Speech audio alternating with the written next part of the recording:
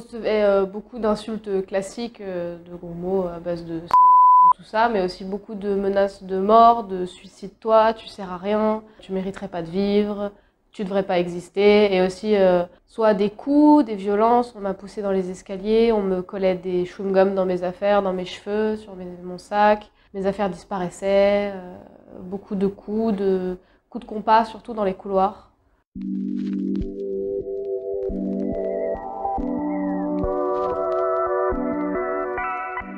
Bonjour, moi je m'appelle Lou, j'ai 19 ans aujourd'hui et j'ai été victime de harcèlement au collège, de ma 6e à ma 5e, du coup de mes 11 ans à mes 15 ans.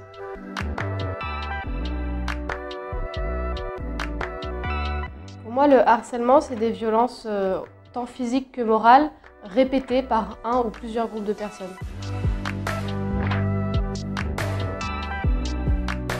Je recevais beaucoup d'insultes classiques, de gros mots à base de salope, tout ça, mais aussi beaucoup de menaces de mort, de suicide-toi, tu sers à rien, tu mériterais pas de vivre, tu devrais pas exister. Et aussi soit des coups, des violences, on m'a poussé dans les escaliers, on me collait des chewing-gums dans mes affaires, dans mes cheveux, sur mon sac, mes affaires disparaissaient, beaucoup de coups de compas, surtout dans les couloirs.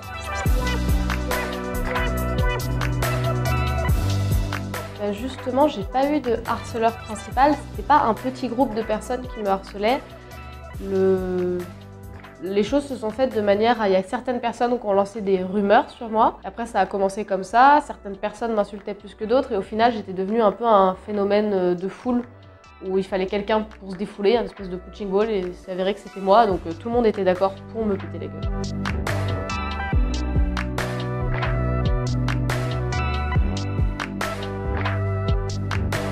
Oui, en tout cas, il y a toujours une petite minorité de harceleurs qui veulent juste être populaires et qui s'amusent à humilier les autres pour se faire mousser eux. Mais moi, dans le cas où j'ai été, et ce que j'ai vu beaucoup en Calédonie, en tout cas en termes de harcèlement, c'est des enfants qui connaissent que ce mode de communication, cette violence-là, et qui, chez eux, se font taper par leurs parents et qui trouvent ça normal. Et pour eux, c'est leur seul mode de communication. Et quand quelque chose ne va pas, on tape. Et c'est presque une manière, c'est une manière d'exister, en fait. Et donc, je pense vraiment qu'il faut traiter ça aussi, qu'il faut autant prendre en compte le harceleur que le harcelé, parce que si on aide le harcelé et que voilà, ça va mieux, ça va recommencer avec d'autres élèves. Et le harceleur, lui, qui a un profond mal-être à faire ça, parce qu'on ne fait pas du mal à quelqu'un sans avoir un profond mal-être en soi, et ben ça va s'empirer et peut-être qu'il va rester dans ce schéma et plus tard de violence conjugale, de violence avec ses enfants. Alors le professeur Anatole Pikas, c'est un professeur en psychologie de l'éducation. Et il a mis au point une méthode en Suède, en Norvège, au Canada, je crois, un petit peu en Australie, qui en gros consiste à prendre en compte autant le harceleur que le harcelé.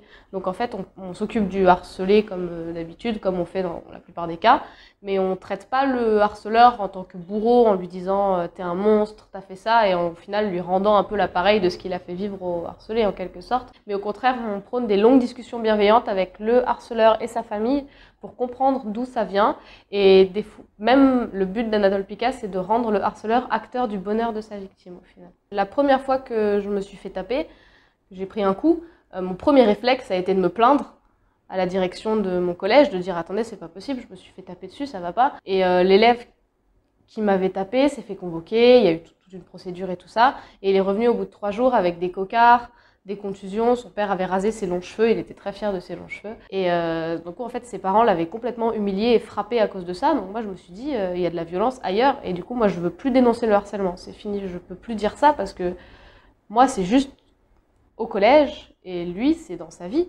Tous les jours, le week-end, les vacances, tout ça c'est pas possible. Et du coup quand on m'a proposé de faire un TEDx, j'ai commencé à me renseigner sur le harcèlement parce que je voulais vraiment aborder de cette manière-là. Et du coup, là, j'ai découvert Anatole Pikas qui m'a encore plus confortée là-dedans et qui m'a appris certaines autres choses.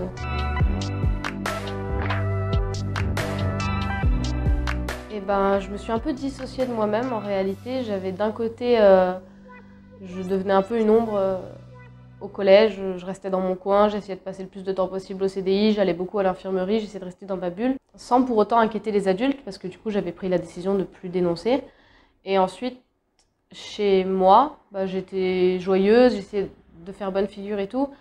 J'ai eu la chance d'avoir des parents qui, je leur ai pas dit à combien je me faisais harceler, mais ils savaient que je vivais quand même un peu des violences, surtout morales. Et du coup, j'ai toujours été soutenue, aimée, dans un entourage aimant, donc à l'extérieur de ça, j'avais l'impression que ça allait.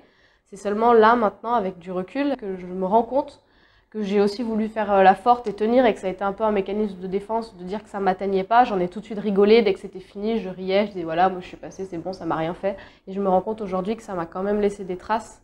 Et donc j'essaie de travailler sur ça aujourd'hui, mais sur le moment, je vivais les choses, j'avais l'impression de les vivre très bien.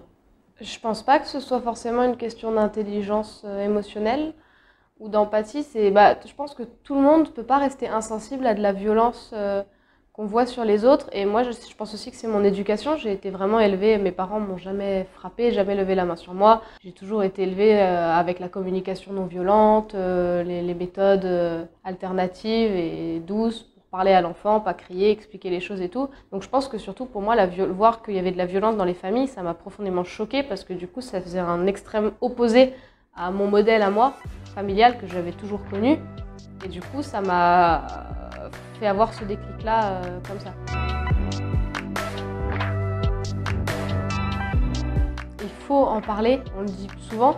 Et même dans ces cas-là, c'est pas une question forcément de honte, j'ai pu me rendre compte, on peut ne pas oser en parler parce qu'on veut pas que la personne se fasse taper par ses parents, par exemple. Et si on a peur qu'il y ait de la violence des parents derrière ou quoi, peut-être parler d'un mode de fonctionnement différent comme la méthode Picasso ou quoi, mais même, il faut pas avoir honte de parler du harcèlement, c'est quelque chose qui touche, même moi qui me considère comme quelqu'un de fort et qui avait l'impression d'être passé à travers ça, c'est avec du recul que je me rends compte des cicatrices que ça a laissé sur ma vie, donc vraiment, il faut s'ouvrir aux gens qui en ont confiance, peu importe qui c'est, un adulte de confiance, et les choses vont se faire.